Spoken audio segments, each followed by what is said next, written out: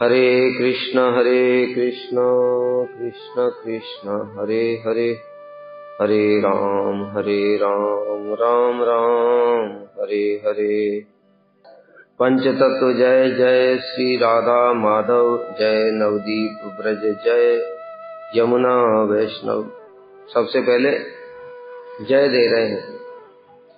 पंचतत्व की जय हो, श्री राधा माधव की जय हो, श्री नवदीप धाम की जय हो, श्री वृंदावन धाम की जय हो, श्री यमुना और वैष्णवों की जय।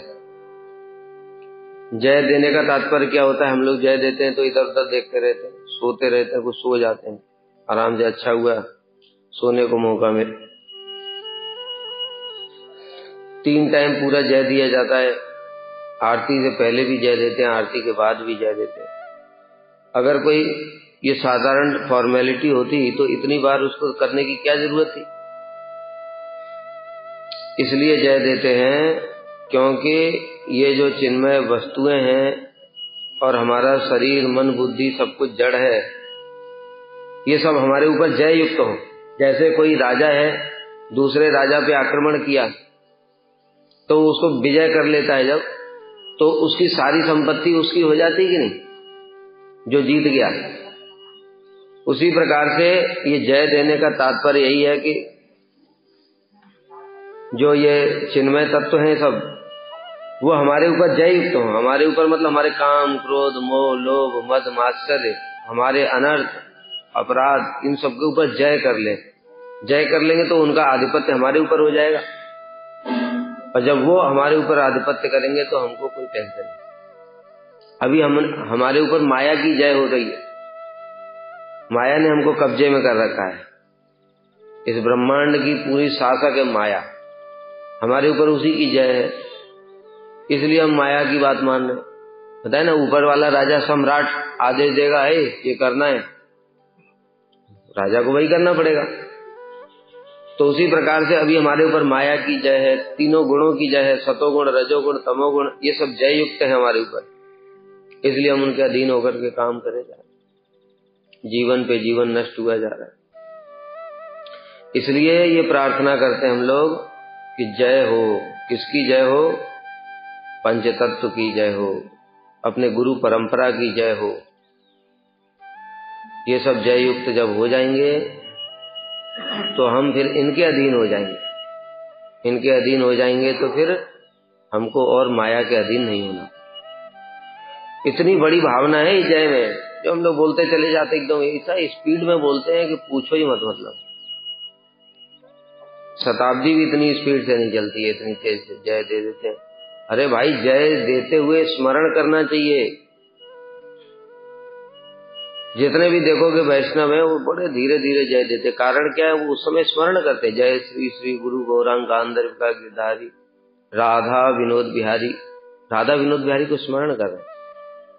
नित्य लीला प्रविष्ट ओम विष्णुपाद अष्टोत्तर श्रीमद भक्ति सिद्धांत सरस्वती ठाकुर प्रभुपाद जी का हृदय में स्मरण हो रहा है। अच्छा बताओ, इतना जो जय दे इतनी जोर से बोले जा रहा है, उसको स्मरण कैसे हो जाएगा? वो सिद्ध महापुरुष तो है नहीं कि उसके ऑटोमेटिक वीडियो चलने लगेगा उसके। जो धीरे धीरे बोलते हैं उनको भी कई बार स्मरण नहीं होता है। जो तेज बोलने वालों की तो बात छोड़ दो, उसी से पता चल जाता है किसने कितना, जो बोल रहा है उसको कितना स्पर्श कर रहा है। और इसलिए श्रेष्ठ सीनियर वैष्णवों को देना चाहिए जय, क्योंकि उनका भजन साधन करते करते हमसे उन्नत हो गए हैं। उनका कुछ संबंध तो हुआ है गुरु परंपरा के साथ। हमारा क्या संबंध है?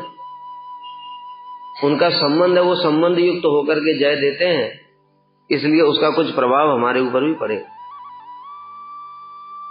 आई बात समझ में? बहुत सारे मूर्ख लोग हैं, वो कहते हैं अरे हमको मौका नहीं देंगे तो सीखेंगे कैसे? सुन सुन के सीखो। ये कोई संसार थोड़ी है, यहाँ पैसा कमाने के लिए है। सीख करके क्या करोगे? सुनते रहो तुम, बस श्रवण से ही सिद्धि हो जाती है। परीक्षित महाराज ने क्या किया था? सुखदेव गोस्वामी थोड़ा और रुक जाओ, अभी मैं भागवत सीख लेता हूँ, फिर मैं भी भागवत करूंगा। तो श्रवण से ही सिद्धि हो गई। भक्ति बड़ी दिव्य वस्तु है, एक अंग ही परफेक्ट है। भक्ति का एक एक अंग परफेक्ट। श्री विष्णु श्रवणे परीक्षित, पहला तो परीक्षित का ही नाम है, श्रवण से ही सिद्धि होगी।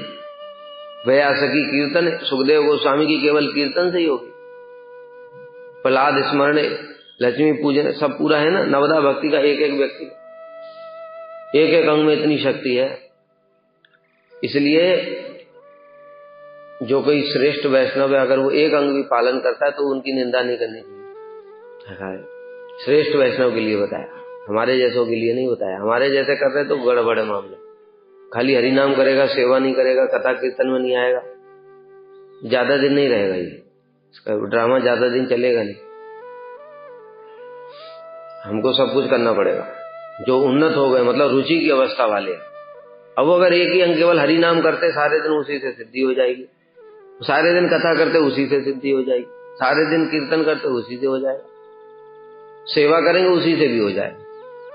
उनके लिए वो सब अभिन्न हो जाता है, हमारे लिए नहीं होगा अभिन्न। अनर्थक साधकों को नियम दूसरे पालन करने पड़ेंगे अपने हिसाब से, अधिकार के अनुसार।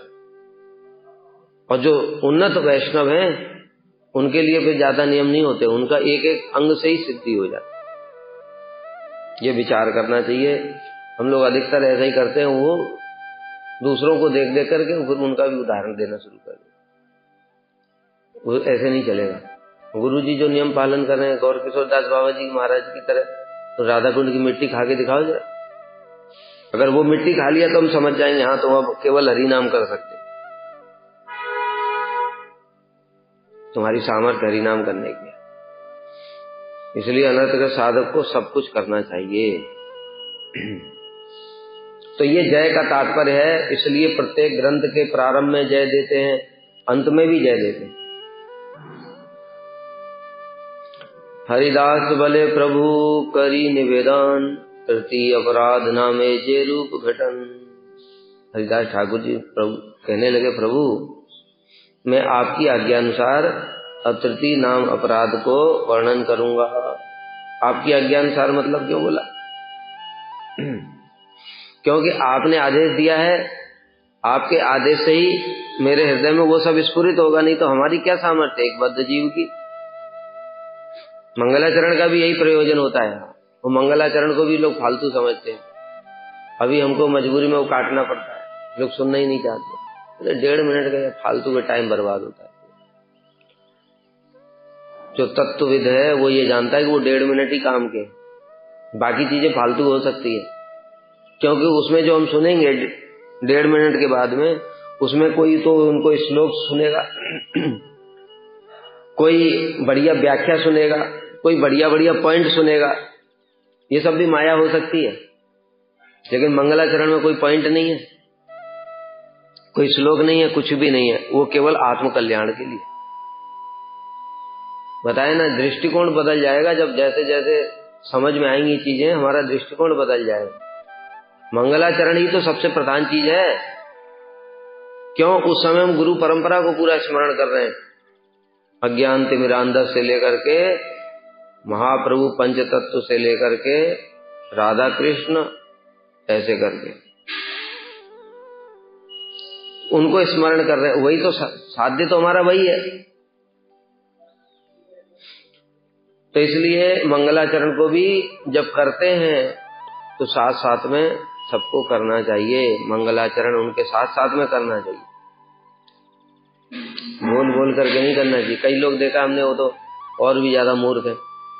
वो मंगलाचरण प्रभु जी कर रहे हैं तो उनसे जोर जोर से चिल्लाने लगते हैं और उनको अपना मंगलाचरण सुना रहे। अरे उनका सुनाओगे तो कुछ नहीं होगा, तुम्हारा अपराध होगा। उनका तुम सुनो तो तुम्हारा मंगल होगा। समझ गए? जो श्रेष्ठ वैष्णव है उनसे कभी ऊंची आवाज में नहीं बोलना चाहिए कुछ भी। हम वो दिखा रहे हैं कि हाँ हम बड़ी जोर जोर से गा रहे हैं, इसलिए कह रहे हैं हरिदास भले प्रभु निवेदन, आपकी कृपा से ही तो ये गुरु। तो मंगलाचरण जब करते हैं तो गुरु वर्ग की कृपा से फिर तत्व हृदय में स्फुरित होता है अनुभूति सहित। वो जो तत्व हो वास्तविक तत्व है। नहीं तो अपने मन से बोलेंगे तो मन से क्या निकलेगा? सतोगुण, रजोगुण, तमोगुण, माया का ही कुछ निकलेगा ना। बुद्धि में जितना भर रखा है उतना ही तो निकलेगा। लेकिन जब गुरु वर्ग की कृपा होती तो जो बुद्धि से परे की चीजें वो भी निकलने लगती हैं। आई बात समझ में? गुरु जी की कथा में सुना हमने, गुरु जी कथा बोलते हैं, उसके बाद में गुरु जी की कथा सुन करके भक्तों ने ग्रंथ निकाला, तो गुरु जी उसको देख करके कहते इतना बढ़िया बात है, ये सब मैंने बोला है। वो उनको भी पता नहीं चलता है, यद्यपि उनकी बात नहीं है, वो तो राधा जी के निज जन है, लेकिन हमारे भी ऐसे बद्ध जीवों के लिए कि जब गुरु जी वर्ग की कृपा होगी तो हम क्या बोल रहे हैं हमको भी पता नहीं चलेगा, जो कभी सुना ही नहीं कहीं, वो कभी पढ़ा भी नहीं कहीं, वैसी वैसी चीजें हृदय में प्रकाशित हो जाती हैं गुरु वर्ग की कृपा से। इसलिए मंगलाचरण का विधान है। तो इसलिए हरिदास ठाकुर जी पहले महाप्रभु के चरणों में प्रार्थना कर रहे हैं, प्रभु आपकी कृपा से ही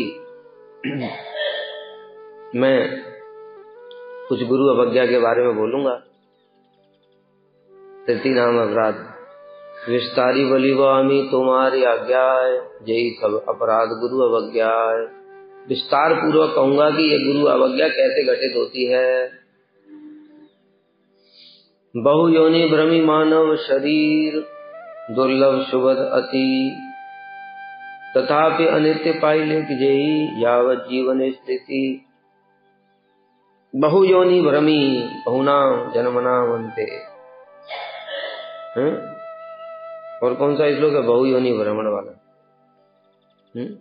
परिचिलोकान कर्म चित्तान ब्राह्मणो निर्वेदम अयन्नाश्चकृत कृतेन लब्ध्वा सुदुर्लभम इदम बहु संभवान्ते मानुष्यम अर्थदम अनित्यम अपीह धीरा। ये सब बातें बता रहे हैं कि बहुत लब्ध्वा सुदुर्लभ बहु मानुष्यम अर्थदम अनित्यम। 84 लाख योनियों में भ्रमण करने के बाद में मनुष्य शरीर मिलता है। सिस्टम कहां से शुरू होता है? कृष्ण बहिर्मुख भैया भोग वांछा करे, तुम बस एक बार इच्छा कर लो, उसके बाद में बाकी सब सिस्टम में ऑटोमेटिक चलता है। जैसे आजकल मशीनें बन गई ना, कुछ भी मैन्युफैक्चरिंग चल रही है, ऑटोमेटिक प्रोसेसिंग होती है। पहले ये मशीन में जाएगा, वहां से निकल करके उसका आउटपुट दूसरे मशीन में चला जाएगा ऑटोमेटिक, वहां से निकल करके तीसरे में चला जाए, पूरा रिजल्ट आउटपुट प्रोडक्ट आ गया। ऐसे ही हम भी इस सिस्टम में वहां पे तटस्थ स्थान पे प्रकट हुए। उसके बाद वहां से 2 इनपुट है, एक इनपुट तो चित्त जगत की ओर ले जाएगा, एक इनपुट जड़ जगत में ले जाएगा। बस इनपुट जीव के हाथ में, बाकी सब माया और भगवान का। जो कृष्ण की सेवा की इच्छा करेगा उसका इनपुट हो गया तो भगवान की सेवा करना चाहता है, बस इसको ये वाली फैक्ट्री में ले जाओ, चित्त जगत चला गया। ऑटोमेटिक उसको वहां जो जो चाहिए भगवान की सेवा के लिए, सारी शक्ति ये वो सब दुनिया भर की सारी चीजें वो मिल जाएगी, सेवा में लग जाएगा। दूसरा, हम लोग कृष्ण बहिर्मुख भैया भगवान इच्छा करे, जिन्हें भोग की इच्छा करी माया की फैक्ट्री में भेजो, माया की फैक्ट्री डाल। अब ऑटोमेटिक प्रोसेसिंग होगा, तुम कुछ करने की जरूरत नहीं, माया कर लेगी। सारा सिस्टम में ऑटोमेटेड बना रखा है। सबसे पहले माया फैक्ट्री में आते ही एक आवरण देगी, सूक्ष्म मन बुद्धि अहंकार चित्त, उसके ऊपर एक स्थूल आवरण देगी और चेक किया जाएगा इसने कैसी भोग की इच्छा करी, उस प्रकार का शरीर दे दिया जाएगा। शरीर देने के बाद में 84 लाख प्रकार की फैक्ट्रियां हैं, फैक्ट्री में प्रोडक्ट है, उसमें से किसी प्रोडक्ट में तुम्हें डाल दिया, लो घूमते रहो एक के बाद एक है। उसके बाद में भगवान कहते हैं चलो अब इसने गलती तो करी है, मेरा ही तो पुत्र है, कोई बात नहीं, इसको मौका देता हूं मैं भजन करने का। फिर लास्ट में तुमको मनुष्य वाली फैक्ट्री में डाल करके शरीर दे दिया जाएगा मनुष्य का। ये प्रोडक्ट बन गया बढ़िया, इसमें बुद्धि भी है। बाकी योनियों में भोग करोगे लेकिन भजन नहीं कर सकते।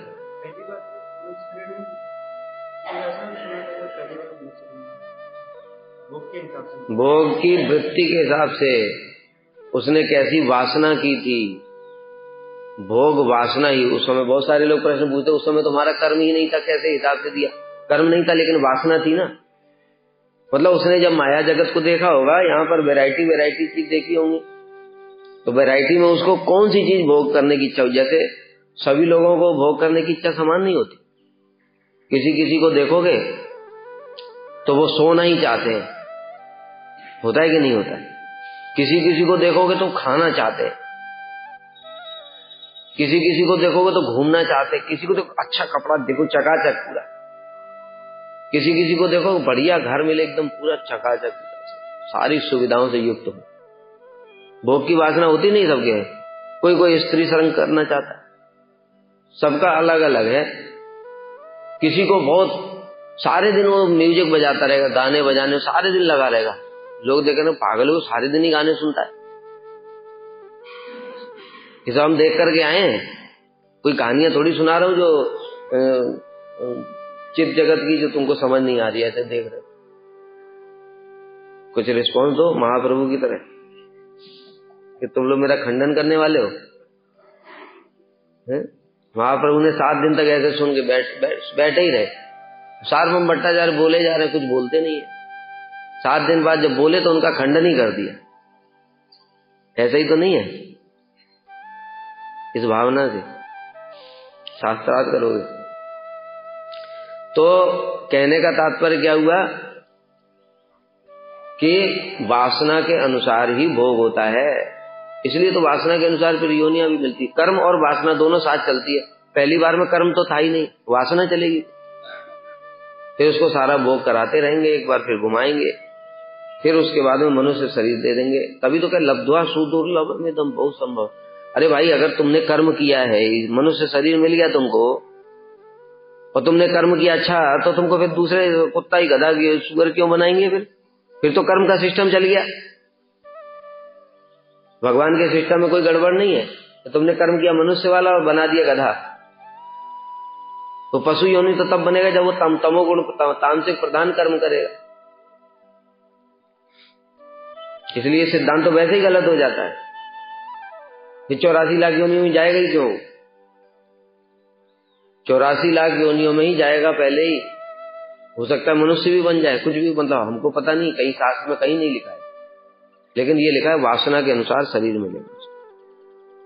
ठीक है, पहली बार कर्म नहीं है, कर्म नहीं है तो वासना है। किंतु बहिर्मुख भैया भोग इच्छा करे, भोग वांछा, यही तो वासना है।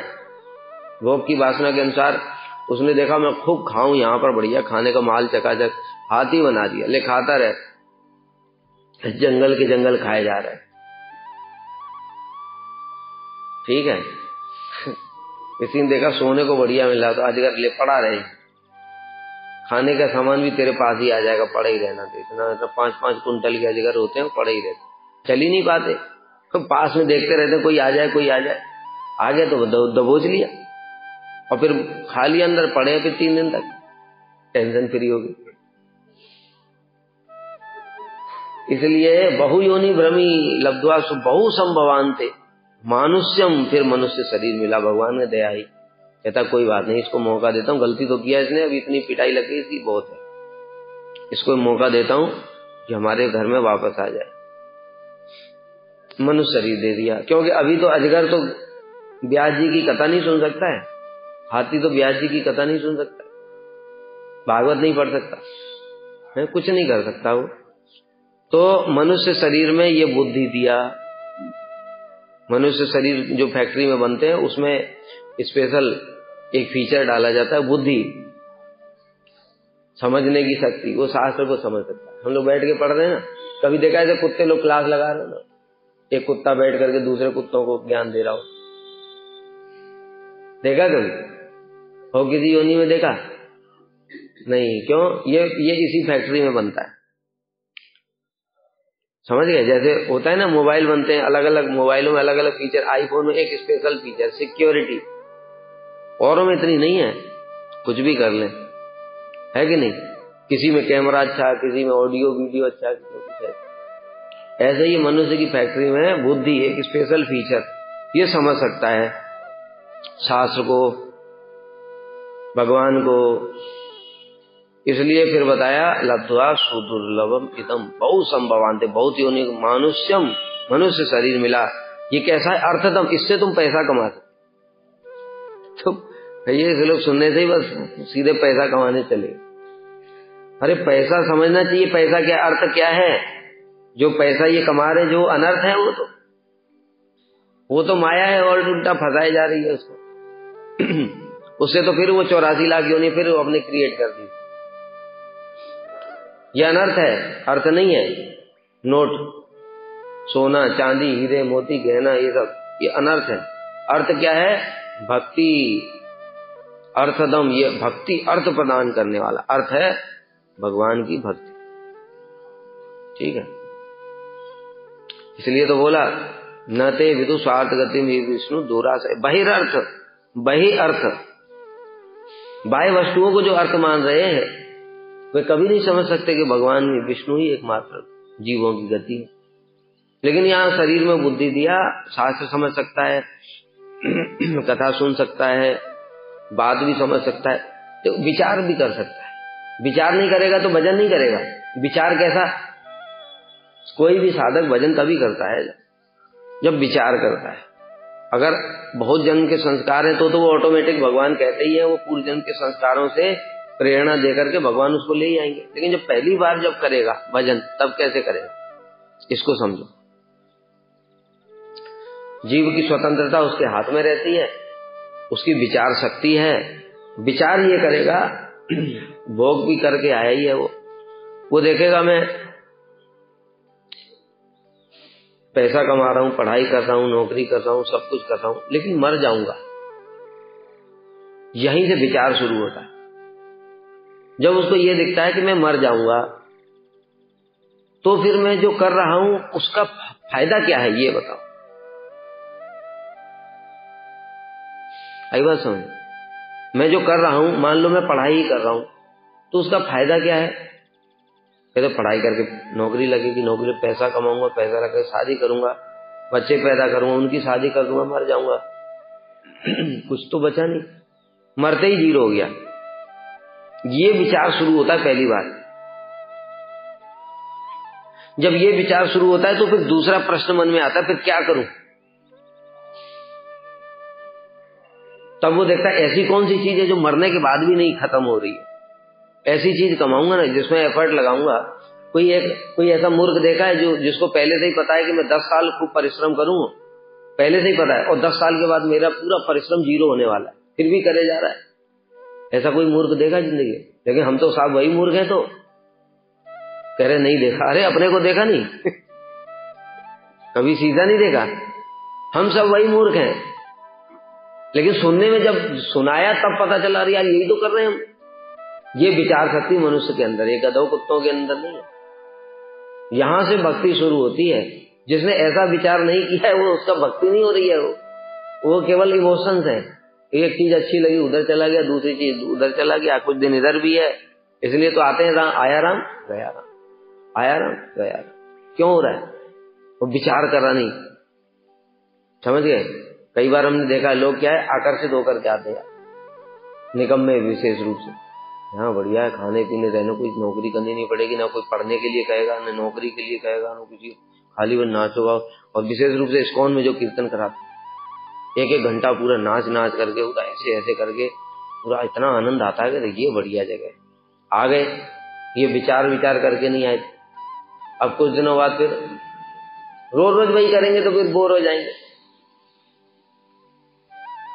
बोर हो जाते हैं, फिर मन नहीं लगता है, फिर कहते हैं यार इससे नहीं, वही ठीक है। वो नई वैरायटी है। आज नौकरी कर रहे हैं, कल को इधर घुमाए, कल को उधर घुमाए, कल को रिश्तेदारी में, कल को इधर खाया उधर खाया। यहाँ तो एक ही फिक्स फॉर्मेट। समझ गए? तो इस तरीके से वो विचार करेगा कि भाई फिर क्या करूं, तो शास्त्र फिर उसको बताएंगे, गुरु बताएंगे कि देख भक्ति ऐसी चीज है जो तू परिश्रम करके अगर एक बार तूने कमा लिया तो इस जगत में ब्रह्मांड में कोई ऐसी वस्तु नहीं है, कोई ऐसी चीज नहीं है जो उसको नष्ट कर सके। देहा विक्रम नाशो अस्ति प्रत्यवायो न विद्यते। तब उसको ये समझ, अच्छा भक्ति ऐसी वस्तु है तो फिर भक्ति करूंगा, क्योंकि मैंने 60 साल जो कमाया वो खत्म नहीं होना चाहिए। 60 साल के बाद मरने के बाद मैं छोड़ करके क्यों जाऊं? मैं सब ले करके जाऊंगा अपनी कमाई। अब मैं अपनी कमाई दूसरों को क्यों दे करके जाऊं? बेटा शराब पिएगा, उसको लूट करके खाएंगे, उसके लिए लड़ाई झगड़ा करेंगे, गोली मारेंगे एक दूसरे को, इससे क्या फायदा? इसलिए मैं जो कमाऊंगा वो ले करके जाऊंगा। तो ले करके तो कुछ नहीं जा सकते। एक सुई के बराबर, सुई की नोक के बराबर भी कोई ले करके नहीं जा सकता। लेकिन भक्ति सूक्ष्म है, आत्मा की वृत्ति है, आत्मा नित्य है। आत्मा में जो कमा लिया तुमने, जो ले करके जाए ना, वो कहीं तो रख करके ले जाओगे ना। और स्थूल चीजें तो रख के ले नहीं जा सकते। स्थूल शरीर तो यहीं छूट गया, जला दिया गया। तुमने जो कमाया था सब स्थूल था। स्थूल मतलब घर, स्थूल मोबाइल, पैसा, नौकरी, बैंक बैलेंस, सब स्थूल था। स्थूल शरीर छूटा, वो स्थूल चीजें भी छूट गई। सूक्ष्म शरीर साथ जाएगा। सूक्ष्म शरीर से तुम दो चीजें कमा सकते हो। वासना मतलब पाप और पुण्य। पाप और पुण्य कमाया तुमने, वो तुम्हारे साथ जाएगा। सूक्ष्म शरीर साथ जा रहा है तो देखो कितना साइंस, देखो भगवान ने कैसी साइंस बनाई है। साइंस वाले साइंटिस्ट लोग अपने आप को क्या बनते अपने महान, भगवान की साइंस देखो। सूक्ष्म शरीर से जो कमाया वो तुम्हारे साथ जाएगा, क्यों? सूक्ष्म शरीर नष्ट नहीं होता है। सूक्ष्म शरीर से क्या कमाया? वासना भोग करने की, पाप और पुण्य कमाया, वो तुम्हारे सब स्टोर होकर के चित्त में सब स्टोर होकर के चला गया साथ। तीसरी चीज कमा सकते हो, भक्ति। वो आत्मा के अंदर, सूक्ष्म शरीर से भी सूक्ष्म आत्मा है। अब उसमें जो तुमने कमाया उसको नैनम छिंदन्ति शस्त्राणि नैनम दहति पावक न चैनम के लिए कुछ नहीं कोई बिगाड़ सकता। ब्रह्मा जी भी सोचे मैं इसकी भक्ति को चुरा लूं, हो गई, कोई कुछ नहीं कर सकता। तो ये कमा करके ऐसे हम प्रोसेस में आ गए। अब आत्मा के द्वारा जो कमाया भक्ति, वो पूरा का पूरा ऐसे चला गया। और जो सूक्ष्म शरीर से कमाया वो संस्कार के रूप में गए, संस्कार के रूप में गए। अगला शरीर मिला स्थूल, वो संस्कार के हिसाब से फिर वो वैसे ही काम करने लगेगा जो उसने कमाया था। देखो अगले जन्म में काम क्या कर रहा है, वो जो तुम कमा करके ले गए काम वही कर रहा है। स्थूल चीजें जीरो हो जाती है। इसलिए मन बुद्धि अहंकार चित्त से भी अगर तुम कमाना चाहते हो तो अच्छी अच्छी चीजें कमाओ, नहीं तो वही काम आगे अगले जन्म में तो वही तुमको प्रेरणा दे करके सुख दुख भोग कराएंगे। ऐसे सिस्टम बनाया भगवान ने। तो इसलिए अर्थदम, ये अर्थ देने वाला है। अर्थ कमाओ, इतना अर्थ कमाओ जितना कमा सकते हो, क्योंकि अगले जन्म में अमीर बनना है कि नहीं। बहुत से लोगों को, वैष्णवों को देख करके हमको लगता है यार ऐसे हो जाए तो इनको कोई नींद भी नहीं आती, इनको रोग व्याधि हो जाए तो भी भजन करते रहते हैं, इनको कोई समस्या ही नहीं आती, ऐसे कैसे हो जाए। अरे उन्होंने पैसा कमाया है पिछले जन्म, तब तो ऐसे हो गए। तुम कमा नहीं, एक तो पिछले जन्म में भी कमाया नहीं और इस जन्म में देखकर भी कमा नहीं रहे हो। भिखारी भूखे रहना चाहते हो, फटीचर, तो अगले जन्म में भी फटीचर ही तो बनोगे भक्ति में। फिर ऐसे ही संघर्ष किए जा रहे, कथा सुनी नींद आ गई, कीर्तन किया मन इधर उधर चला गया, याद कुछ होता नहीं है। क्यों वो नहीं हो रहा? तो पैसा नहीं कमाया तुमने। जिसने जितना ज्यादा पैसा कमाया है वो उतना ज्यादा वस्तुएं खरीद सकता है ना, कार खरीद सकता है, बंगला खरीद सकता है, ये है कि नहीं। इसी प्रकार से जिसने भक्ति जितनी ज्यादा अर्जित की है उसको वो ये खरीद सकता है, खरीदने की जरूरत नहीं होती। यस्यास्ति भक्ति भगवती, ऑटोमेटिक उसके गुण आ जाते हैं, ऑटोमेटिक, उसको कुछ करना नहीं पड़ता है। भक्ति के साथ साथ में ऑटोमेटिक आ जाते हैं। जैसे एग्जाम्पल देता हूं, कोई व्यक्ति पढ़ाई लिखाई करके आईएएस बन गया। अब आईएएस बन गया, जैसे ही उसको डीएम की पोस्टिंग मिली, अब उसको बोलना पड़ेगा, खरीदना पड़ेगा, बंगला खरीदूंगा मैं तो आईएएस बन गया, मैं बंगला खरीदूंगा, मैं सिक्योरिटी गार्ड खरीदूंगा, मैं कार खरीदूंगा। कुछ करना पड़ रहा है उसको, ऑटोमेटिक सारी फैसिलिटीज। सर आइए, ये बंगला है आपका, सिक्योरिटी गार्ड पहले से ही तैनात है, गाड़ी बाहर खड़ी हुई है, सारे के सारे लोग आदेश पालन करने के लिए इंतजार कर रहे हैं। ऑटोमेटिक हो गया कि नहीं? ऐसे ही समझो भक्ति देवी हैं, भक्ति देवी और डीएम के बाप हैं, वो भगवान की स्वरूप शक्ति है। जहां पर वो जाएंगी हरि भक्ति महादेव्या, वो महादेव महारानी है। जैसे ही हृदय में भक्ति देवी ने प्रवेश किया, ऑटोमेटिक सारे के सारे आ गए, दिव्य गुण सब।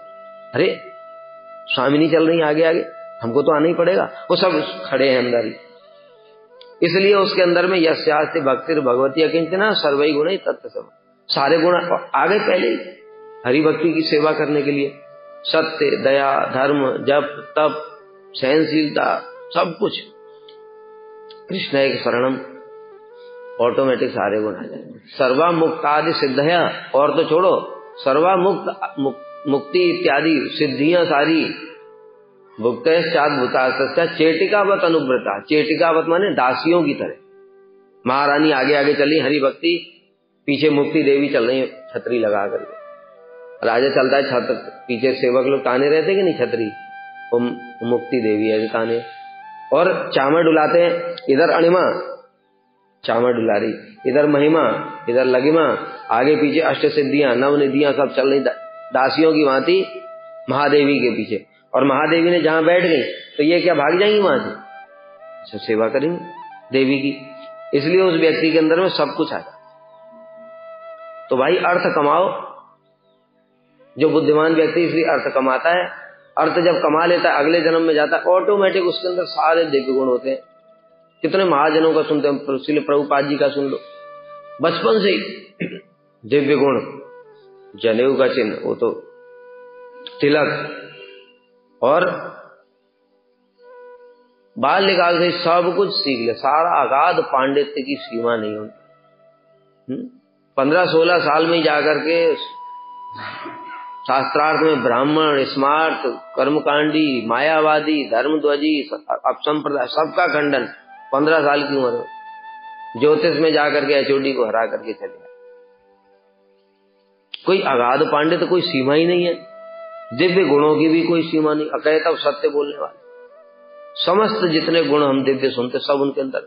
श्रील वामन गोसाई महाराज जी को 9 साल की उम्र में ही मठ में आ गए, मठ में आकर के सारे वैष्णवों की सेवा करते। कहां से आए ये गुण? क्योंकि अंदर में महादेवी बैठी हुई हैं और ये गुण है सेवा करने वाले, ये सब सेवा करेंगे ही करेंगे, इसलिए दिव्य गुण आ जाते। इसलिए अर्थदम, ये मनुष्य शरीर ही है अर्थ प्रदान करने वाला, इसलिए इसमें अर्थ कमा लो भाई, अनर्थ मत कमाओ। तो जो व्यक्ति ऐसा समझ जाता तब वो भजन करता है। भजन तब भी लेकिन करेगा तो कोशिश, लेकिन कर नहीं पाएगा क्योंकि कोटि जन्मों के अनर्थ हैं, वो करने नहीं देंगे। तब उनसे लड़ेगा, फिर सोचेगा यही अर्थ ही कमाना है, ऐसे करके भजन होता है। अनित्यम, अर्थदम है, अर्थ को तो देने वाला है लेकिन अनित्य है भाई, ये भी याद रखो। मतलब जैसे कहते हैं ना कि किसी को अच्छी सरकारी नौकरी मिल गई, अब उसकी नौकरी लेकिन 40 साल की, 40 साल में जितना घूस खा सकता है खा ले, तो 40 साल के बाद कुछ नहीं मिलेगा, है कि नहीं? इसलिए वो 40 साल में क्या करता है, पूरा प्रचंड तांडव कर देता है, करोड़ों अरबों खरबों जितना कमा सकता है कमा। तो पकड़ा गया, एक कांस्टेबल था, वो केवल ट्रैफिक पुलिस में केवल कांस्टेबल था, पर इतना करोड़ों का उसको पकड़ा गया। जहां बंगला वहां दुबई में भी बंगला है उसका। क्यों? उसने लूट सके तो लूट, उसको ये पता चल गया अर्थदम तो है ये नौकरी लेकिन अनित्यम भी है। देखो संसार के लोग कितनी प्रेरणा लेते हैं इस श्लोक से, और हम इतने मूर्ख हैं कि हम भक्ति करने के बाद भी इस श्लोक से प्रेरणा नहीं ले रहे। उनसे ज्यादा हम दुर्भाग्य हैं, उनको तो ये पता भी नहीं था श्लोक, बिना श्लोक पता किए इसको आचरण कर रहे हैं, और हमको श्लोक पता है फिर भी नहीं कर रहे कि भाई ये शरीर है, कब ढबका लागा, फूट गया, कचून आया हाथ, कब किसका विकेट गिरेगा पता ही नहीं चलता है। अनित्यम अपि धीर तूणम यतेत न पतेत अनुमृत्युम यावत। कितना सुंदर श्लोक है। श्रील त्रिविक्रम गोस्वामी महाराज जी को बहुत प्रिय था ये श्लोक, बहुत बोलते थे वो। तूणम यतेत न पतेत, तुरंत करो जब तक गिरने से पहले ही, शरीर के पतित होने से पहले ही, नहीं तो बुढ़ापा आ गया, कमर में बेल्ट बंधी है, शरीर भारी हो गया, सीढ़ी नहीं चढ़ी जा रही, मंदिर दर्शन क्या करोगे? फिर वहां नीचे से जब उठ नहीं पाते, उस सीढ़ियों तक ऊपर मंदिर तक जा नहीं पाते, फिर नीचे से ही कहते हैं भगवान तो भावग्राही है। हाँ तो ठीक है, भगवान भाव पागल है। तो जब जवान थे तो खूब मौज मस्ती करते रहे, अब ऊपर चढ़ नहीं पा रहे तो भगवान भावग्राही। तब भी भगवान तब सच में भावग्राही दयालु भी हैं, कहते चलो ठीक है कुछ दे दूंगा इसको। भगवान तो ऐसे नहीं, तो हमारे जैसा तो बिल्कुल कुछ ना दे, भाग यहाँ से, सारे जवानी तो मौज मस्ती करा, अभी सड़ गया शरीर तो हमको देने के लिए आया। ये शरीर एक फल है, ये सड़ा हुआ फल जो सब सड़ जाता है, उसमें बदबू आ जाती, कीड़े आ जाते, तब हम ठाकुर जी को प्रभु ये ले लो। आप तो भावग्राही, तुमको सड़ा हुआ फल खिलाया जाए फिर देखो तो तुम भी तो भावग्राही हो, हैं? सड़ा हुआ सेब खिलाओ तुमको कैसा लगेगा? इसलिए तूणम यतेत न पतेत, जब तक ठीक ठाक है ये तब तक इससे पैसा कमा लो। प्रहलाद महाराज जी ने भी यही बताया, कौमार आचरित प्राज्ञो धर्मान भागवतान दुर्लभम मानुषम जन तदपि अध्रुवम अर्थदम। और कितने सारे लोग यही कह रहे, अर्थदम भैया यही है पैसा कमाने का साधन। प्रहलाद जी से लेकर के भागवत तक लेकर के सारे शास्त्र, सारे गुरुवर्ग, सारे वैष्णव यही कहते हैं, भाई इस शरीर से पैसा कमा लो, लेकिन पैसा कमाने लायक भी तो होना चाहिए। मेहनत कब हो जाती है? बुढ़ापे में तो मेहनत कर ही नहीं पाता है, वो तो सब जीर्ण शीर्ण शरीर हो जाता है, सोचता है कैसे जीवन चल जाए, मतलब मरने की इंतजार करता है, तब क्या पैसा कमाएगा? इसलिए जब तक शरीर ठीक है तब तक पैसा कमा लो।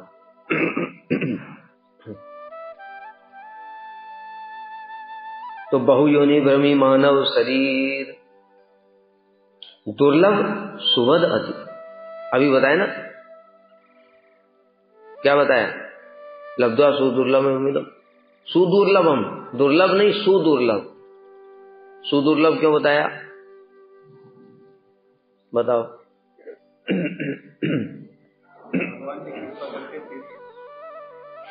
चलिए दुर्लभ में आ गया, ये तो 84 लाख योनियों में दुर्लभ है इसी दुर्लभ क्यों? क्योंकि यही इसी में बुद्धि होती है।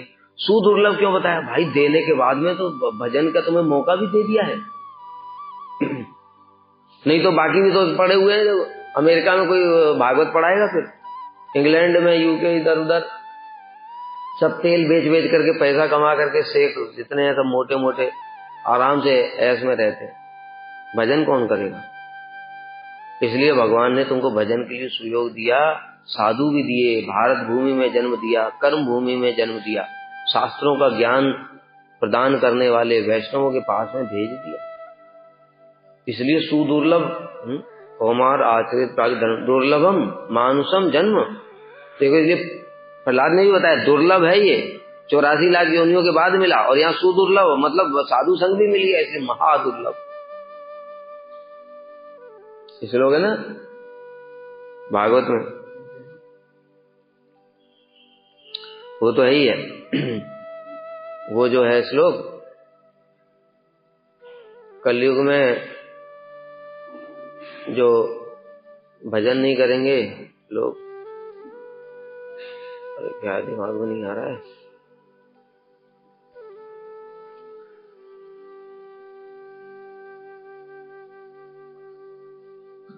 भाग्यहीन होंगे। मंदा सुमंद मतयो मंद भाग्याय उपद्रता, मंदा सुमंद मतयो मंद भाग्या। यहाँ पर जो मंद भाग्या है उसकी टीका में श्रील विश्वनाथ चक्रवर्ती ठाकुर बता रहे लोग भाग्यहीन होंगे। क्यों भाग्यहीन होंगे? क्योंकि साधु संग नहीं मिलेगा। साधु संग को ही भाग्य बताया, सौभाग्य। हम लोग कहते हैं सौभाग्यवती भव। सौभाग्यवती भव मतलब क्या? वो कहते खुशी सुख संपत्ति आवे, यही सौभाग्यवती। ये सौभाग्यवती नहीं है, उससे तो और माया में फंस जाएगी। सौभाग्य क्या है? साधु संग, मंद भाग्य, मंद भाग्य। इसलिए कलयुग में जीव मंद भाग्य होंगे, क्योंकि जो साधु भी मिलेंगे तो वही ढोंगी पाखंडी जो जेल में जाने वाले, जो अपने लिए जेल का रास्ता तैयार कर रहे हैं, ऐसे वाले मिलेंगे। इसलिए दुर्लभ है और शुभद है, शुभ प्रदान करने वाला है, शुभ है भक्ति। तथापि अनित्य, यही श्लोक है, अनित्यम तथापि अनित्य है, लेकिन पाइले की यही जो पा करके भी यावत जीवन स्थिति, जब तक जीवन है तब तक भजन करी तूणम यतेत न पतेत अनुमृत्युम यावत निश्रेयसाय विषय खलु सर्वतः स्यात्। तो भैया तुम कमा लो पैसा। क्यों? क्योंकि तुम अगर उसको अर्थ बोलते हो जो नोट को, तो ये बताओ नोट से तुम क्या करते हो? नोट को कोई खाते देखा था किसी को? किसी जो सबसे अमीर दुनिया का आदमी देखा उसको नोट खा रहा है या सोना खा रहा है या चांदी खा रहा है या हीरा खाते हुए देखा? तो क्या करता है वो? उसके द्वारा भोग करता है। यही तो करता है ना, भोग करता है। तो कह रहे हैं खलु सर्वतः स्यात्, वो तो सब सारी योनियों में ही है।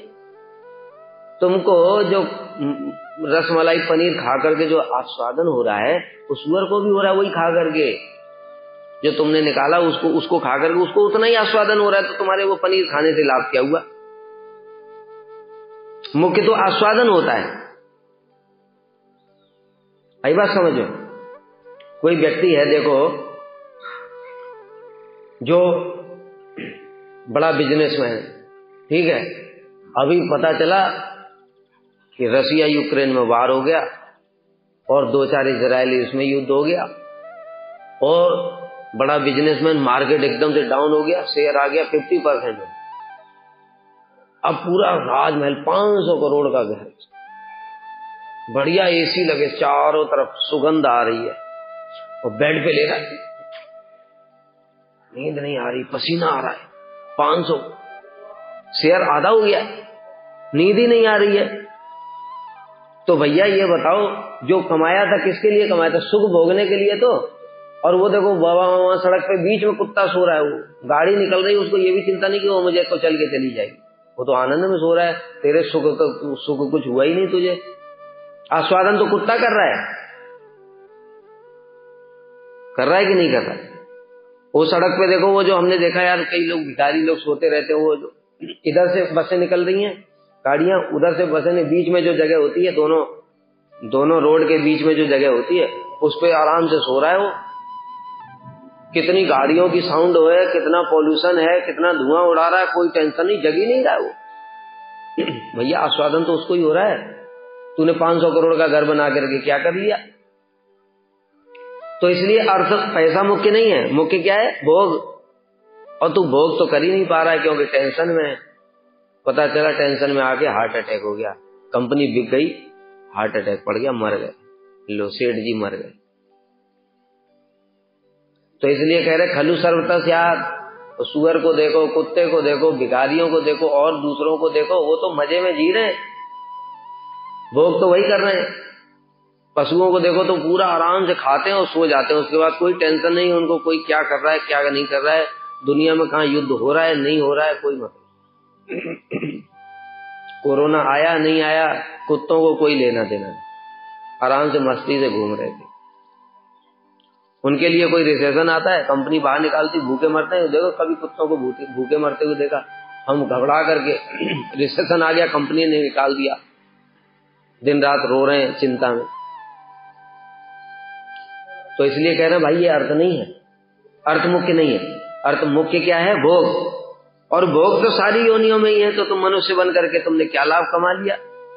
नोट कमाया तो छोड़ गए। इसलिए अर्थ कमाने के लिए ही ये दुर्लभ बताया, सुदुर्लभ मतलब भक्ति। बाकी कुत्ता चैन से तो सो सकता है, भक्ति नहीं कर सकता है। अगले जन्म में फिर चैन भी चला जाएगा, जब उसको भी तो मनुष्य बनाएंगे, फिर वो भी ऐसे ही बेचैन हो जाएगा। एक योनि में चैन है, दूसरी योनि में हिरन बना दिया और चारों तरफ शेर रहते, अब बेटा कहां गया चैन? समझ में आ रही बात? इसलिए चैन एक सेकंड में बेचैन हो जाता है।